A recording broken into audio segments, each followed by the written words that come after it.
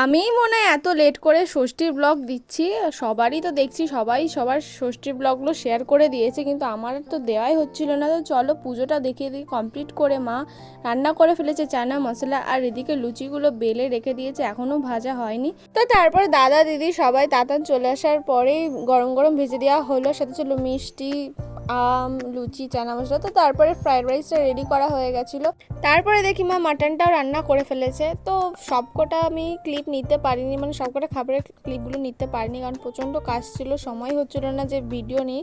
তো তারপরে দিদি বসে পড়েছে সব খাবারগুলোকে সুন্দর করে সাজানোর জন্য। ছিল 4 রকমের মাছ, মাটন, বিরিয়ানি, আর হচ্ছিল ফ্রাইড রাইস, আর চাটনি, মিষ্টি, দই, এগুলো তো থাকেই। আর এদিকে তো দাদা কোনো মতে ক্যামেরার সামনে আসবে না, তাই দাদার কোনো ছবি দিতে পারছি না বা ভিডিও দিতে পারছি না। আর এদিকে আমরা খাওয়াও শুরু করে দিয়েছি সবাই মিলে। আর মাটনটা যা টেস্টি হয়েছিল, প্রচণ্ড নরম ছিল আর দারুণ হয়েছিল খেতে, কিন্তু গরম বলে একটু কষ্ট হচ্ছিলো, কিন্তু যাই হোক খেতে দারুণই লাগছিলো।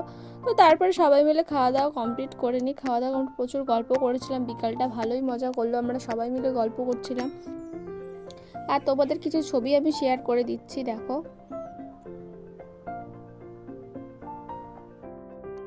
তো তারপরে সন্ধ্যা হয়ে যায়, ওরাও বাড়ির দিকে যাবে, তাই ওরাও একটু রেডি হচ্ছিলো। তারপরে তাতানকেও রেডি করে নিল।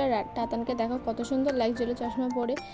এদিকে দাদা দিকে স্কুটিটা ঠিক করছে, তারপরে ওরা গল্প টল্প করছে। দিদিরা চলে যাচ্ছে, আবার কবে দেখা হবে জানি না। আর আমি তো প্রায় মাঝে মাঝে যাই দিদি বাড়ি, আমার কোনো অসুবিধা নেই। এদিকে দাদাও টাটান করে দিল, সবার সাথে টাটা করে দিদি যখন চলে গেল। আর ভিডিওটা ভালো লাগলো অবশ্যই এটা লাইক কমেন্ট শেয়ার করে দিও, সাবস্ক্রাইব করতে একদমই ভুলো না। দেখা হচ্ছে নেক্সট ব্লগে, টাটা।